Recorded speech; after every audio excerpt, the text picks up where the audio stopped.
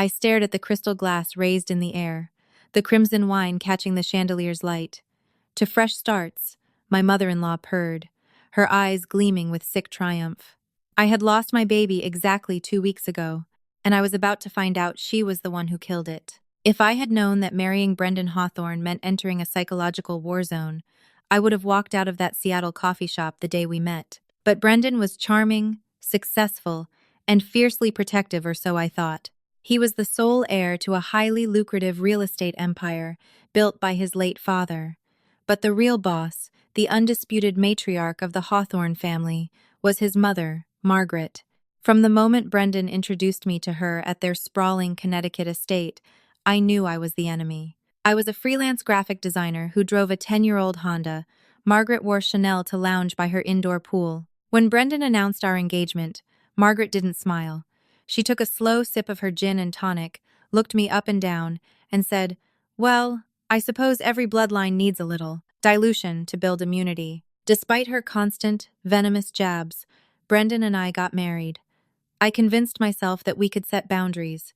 We bought a house an hour away from the estate, and I threw myself into building our life. The only thing Margaret wanted from me, the only reason she tolerated my existence, was a grandchild, a male heir. For 2 years, the pressure was suffocating.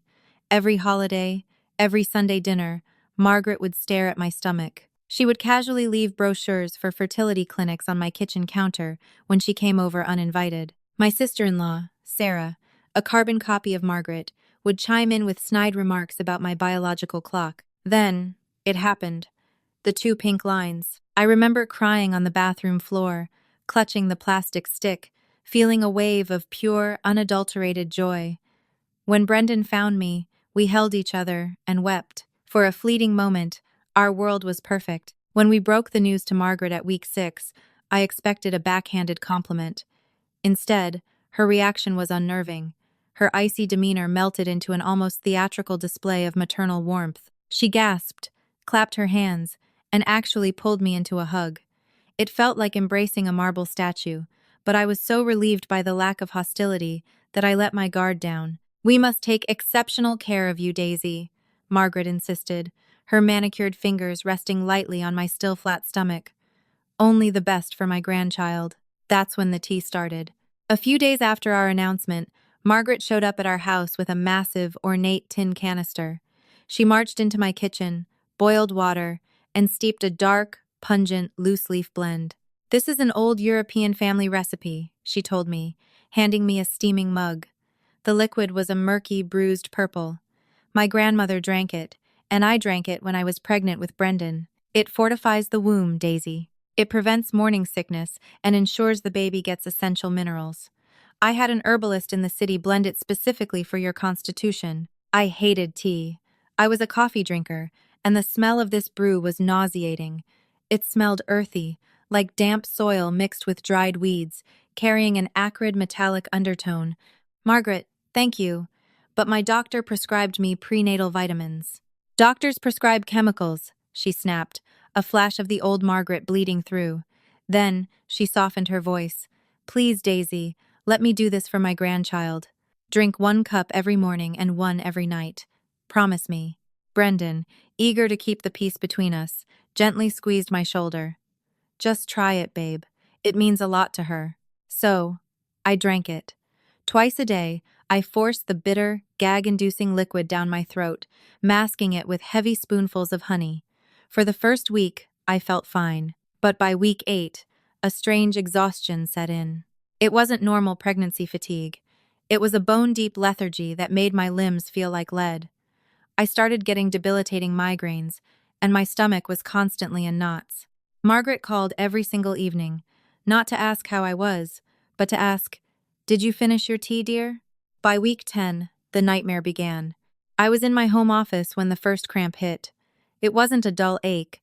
It was a violent, tearing sensation that doubled me over my desk. I gasped, clutching my abdomen. Then came the terrifying, unmistakable sensation of warmth pooling in my underwear. I barely remember the ambulance ride. I remember Brendan's pale face, his hands trembling as he held mine. I remember the stark, sterile lights of the emergency room, and I remember the cold gel on my stomach, followed by the suffocating silence of the ultrasound technician. Dr. Miller, a compassionate woman who had been my OBGYN for years, turned the screen away. Her eyes were heavy with sorrow. Daisy, Brendan, I am so sorry, she whispered. There is no heartbeat. The wail that tore out of my throat didn't sound human. It was the sound of a future being ripped to shreds. Brendan collapsed into a chair, burying his face in his hands. I lay on that hospital bed, staring at the ceiling, feeling an absolute, hollow emptiness. My baby was gone. Margaret arrived at the hospital an hour later. When she walked into the recovery room, I expected to see grief, but her eyes were dry. She walked over to Brendan, patted his shoulder, and then looked at me. "Such a shame," she murmured, her voice eerily calm. "But nature has a way of rejecting what isn't viable. We will just have to make sure Brendan's next attempt is stronger." I was too sedated, too broken to fight back. I just closed my eyes and let the darkness take me. The weeks following the D&C procedure were a blur of unimaginable grief. Our house, once filled with the hopeful chatter of baby names and nursery colors, felt like a tomb. But the worst part wasn't just the silence. It was how quickly Brendan pulled away. Margaret sank her claws into him the moment we left the hospital. She convinced him that I needed space to heal and that he needed to be surrounded by real family to process his grief. Brendan started spending 3, sometimes 4 nights a week at the Hawthorne estate. When he was home, he was a ghost. He wouldn't touch me. He wouldn't look me in the eye. "My mother says some women just aren't built to carry children," he muttered one evening, pouring himself his 3rd scotch. "Maybe we rushed this." I stared at him, betrayed. "Brendan, I lost our child. We lost our child. Why are you quoting your mother to me right now?" He just shook his head and walked into the guest room, locking the door behind him. Exactly 14 days after my miscarriage, Margaret summoned us for a healing dinner at her estate. I begged Brendan not to make me go. I was still bleeding lightly, my body aching, my heart shattered. "We are going, Daisy," Brendan snapped, a coldness in his voice I had never heard before. "Stop wallowing. My mother is trying to bring us together." I wore a loose black dress, feeling like I was attending my own funeral. When we arrived, the dining room was lavishly set. Margaret sat at the head of the long mahogany table, radiating an unsettling, vibrant energy. Sarah, my sister-in-law, sat across from me, typing on her phone and ignoring my presence entirely. Dinner was agonizing. Margaret dominated the conversation, talking about the country club, her upcoming trip to Milan, and the stock market. Not once did she acknowledge my loss. Not once did she ask how I was physically healing. When the dessert plates were cleared, Margaret tapped her silver fork against her crystal wine glass. Clink, clink, clink. "If I may have everyone's attention," Margaret announced, standing up. She smoothed down her designer dress and picked up her glass of vintage Cabernet. Brendan looked up, respectfully attentive. Sarah finally put her phone down. I just stared at my lap, praying for the night to end. "The last few weeks have been a trial for the Hawthorne family," Margaret began, her voice projecting across the room. "We suffered a loss, but through loss, we gained clarity." She turned her gaze directly to me. There was no sympathy in her eyes, only a predatory glint. "Sometimes, the universe intervenes before we make permanent mistakes," Margaret continued, a smirk playing on her lips. "A weak foundation cannot support a legacy. It is a harsh truth, but a necessary one. So, I would like to propose a toast." She raised her glass higher. "To fresh starts, to recognizing when something isn't meant to be, and having the courage to sever the ties. May Brendan find the strength to build the family he deserves.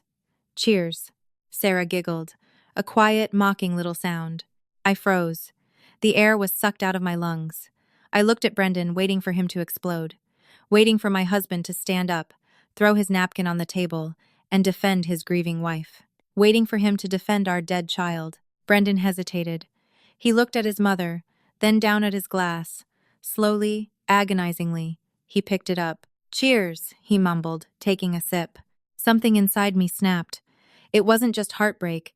It was a profound, terrifying realization. I pushed my chair back so hard, it crashed to the hardwood floor. "You're a monster," I whispered, my voice trembling. I looked at Brendan, tears streaming down my face. "And you," are a coward."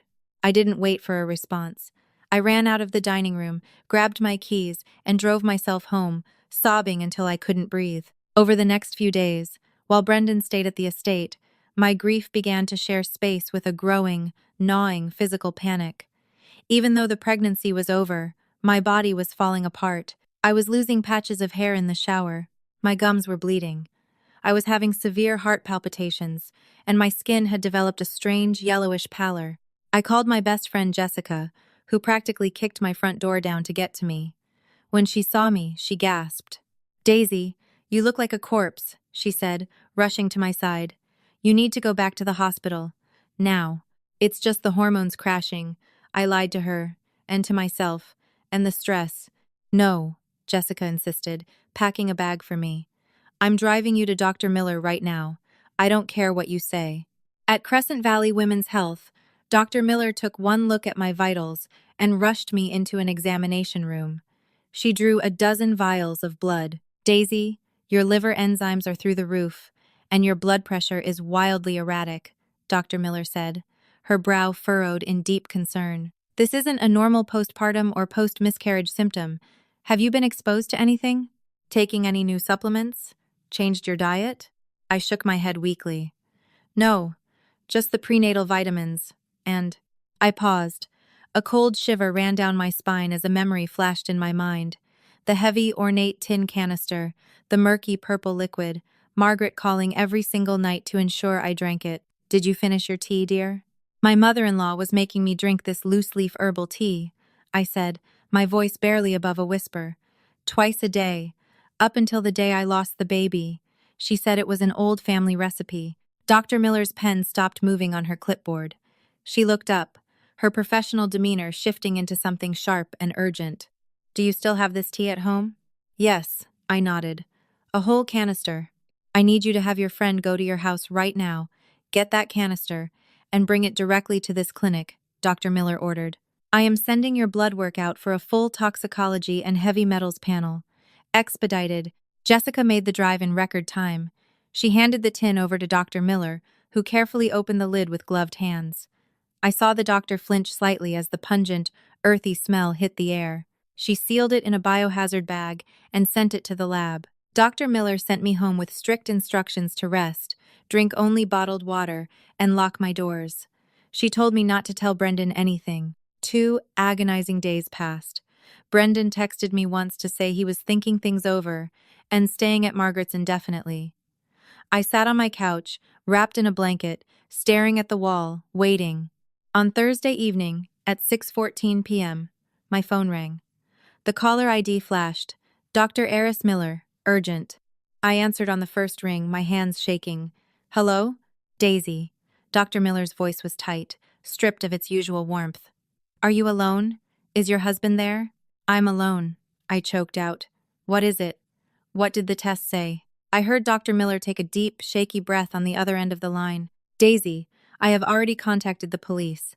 I need you to pack a bag and leave your house right now. The lab finished analyzing the tea, and they matched the toxins to the levels in your blood." The room started to spin. What was in it? "It wasn't a fertility blend, Daisy," Dr. Miller said, her voice dropping to a horrifying whisper. "It was heavily laced with black cohosh, pennyroyal, and a massive, near-lethal concentration of liquid lead. She wasn't just trying to induce a miscarriage." I squeezed my eyes shut as the reality crashed down on me. "She was trying to kill you." The phone slipped from my trembling fingers, clattering against the hardwood floor. "Attempted murder." The words echoed in my mind, a horrifying loop that made the room spin. Margaret hadn't just been trying to force a miscarriage to rid her bloodline of my inferior genetics. She had been slowly, methodically poisoning me to death, and I had thanked her for it.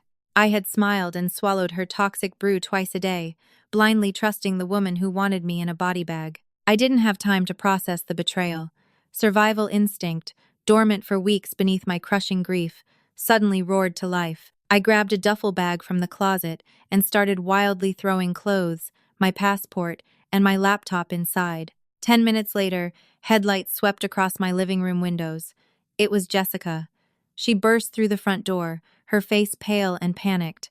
Dr. Miller had called her too. "Get in the car, Daisy." "Now," Jessica commanded. grabbing my bag. We drove in terrified silence to the downtown Seattle police precinct. Dr. Miller had already laid the groundwork, and the moment I gave the desk sergeant my name, I was ushered into a sterile, windowless interrogation room. Two detectives were waiting for me. Detective Harrison, a tall, weathered man with sharp eyes, and Officer Davies, a younger woman carrying a thick manila folder. Mrs. Hawthorne, we have the toxicology report and the lab analysis of the tea canister. Detective Harrison began, his voice grave. The concentration of lead acetate, which is sweet to the taste, masking the bitterness of the pennyroyal, was staggering. If you had carried that pregnancy to term and continued drinking the tea, your organs would have completely shut down within another month. I covered my mouth, a dry sob racking my chest. She killed my baby. She murdered my child. We are building a case for fetal homicide and attempted murder, Officer Davies said gently, handing me a glass of water. But Mrs. Hawthorne, there is something else. Something you need to prepare yourself for. Harrison opened the manila folder and slid a stack of financial documents across the metal table. When Dr. Miller flagged this as a poisoning, we immediately subpoenaed your family's financial records to establish a motive, Harrison explained. We knew Margaret despised you, but wealthy socialites usually rely on ruthless divorce lawyers, not heavy metals. We found out why she chose the latter. I stared at the papers. They were copies of Brendan's trust fund, signed by his late father, alongside a life insurance policy. Your father-in-law's will had ironclad stipulations, Harrison pointed out, tapping a highlighted paragraph. Brendan would only gain full, autonomous control of the Hawthorne real estate empire under 3 conditions. He turns 35, he produces a legitimate heir, or he becomes a widower. My blood ran cold. And if we just divorced? Because of the way your prenuptial agreement was structured against Margaret's wishes, I might add a divorce initiated by Brendan would entitle you to a massive severance, plus alimony, and he wouldn't get control of the company until he turned 35, which is still 3 years away. Harrison leaned in closer. But here is the most damning piece of evidence, Daisy. 2 months into your pregnancy, a new life insurance policy was taken out on you. $10 million. Margaret bought a policy on me? I whispered, my head spinning. No, Officer Davies said, her voice laced with pity. Brendan did. Your husband signed the paperwork 3 days after Margaret purchased the black cohosh and lead from an unregulated overseas distributor. He forged your signature on the medical release forms. The walls of the interrogation room seemed to collapse inward. Brendan, my charming, protective husband who had held my hand in the hospital, who had cried with me on the bathroom floor. He wasn't just a coward who couldn't stand up to his mother. He was her accomplice. He had watched me wither away, watched my skin turn yellow and my hair fall out, knowing exactly what his mother was feeding me. My baby wasn't just collateral damage to him. It was a failed loophole. Once the baby was gone, my death was the only way he could secure his empire. I want them to rot, I said. The tears stopped. The grief crystallized into something hard, sharp, and unforgiving. I looked at Detective Harrison. What do we need to do? We have circumstantial evidence of intent, but Margaret is rich. Her lawyers will claim she bought a bad batch of holistic tea by mistake, and Brendan will claim the life insurance was just a standard financial planning move, Harrison explained. We need a confession. We need Margaret on tape admitting she knew exactly what was in that canister, and we need to tie Brendan to it. I'll do it, I said, without a second of hesitation. I'll wear a wire. The setup was meticulously planned. I texted Brendan the next morning, playing the role of the broken, submissive wife. I'm so sorry for causing a scene at dinner, I wrote. I've been staying at Jessica's, but I want to come home. I want to make things right with your mother. Can we meet at the estate tonight? Just the 3 of us, Brendan replied within minutes. Of course, babe. Mom is making dinner. We can get through this. At 7 p.m., I pulled up to the Hawthorne estate. Beneath my loose silk blouse, a tiny microphone was taped to my sternum. Detective Harrison and a heavily armed tactical team were parked in an unmarked van just beyond the wrought iron gates, listening to every breath I took. My legs felt like lead as I walked up the marble steps, but the righteous fury burning in my chest propelled me forward. Brendan opened the door. He looked handsome, perfectly groomed, playing the part of the relieved husband. He pulled me into a hug, and it took every ounce of my willpower not to vomit when I smelled his expensive cologne. I missed you, he lied smoothly, kissing my forehead. I missed you too, I whispered back. He led me into the opulent living room, where Margaret was waiting by the fireplace, a crystal decanter of bourbon in her hand. She looked triumphant. In her mind, she had won. I had crawled back, broken and obedient. Daisy, darling, Margaret purred, her eyes flashing with a predatory gleam. I'm so glad you've come to your senses. Pour her a drink, Brendan. Actually, I can't drink, I said, my voice trembling a mix of real fear and calculated acting. I sat on the edge of the velvet sofa, wrapping my arms around myself. My liver enzymes are completely shot. The doctors don't know what's wrong with me. They think I might have been exposed to something toxic. Brendan froze, the bourbon bottle hovering over a glass. He shot a frantic, panicked look at his mother.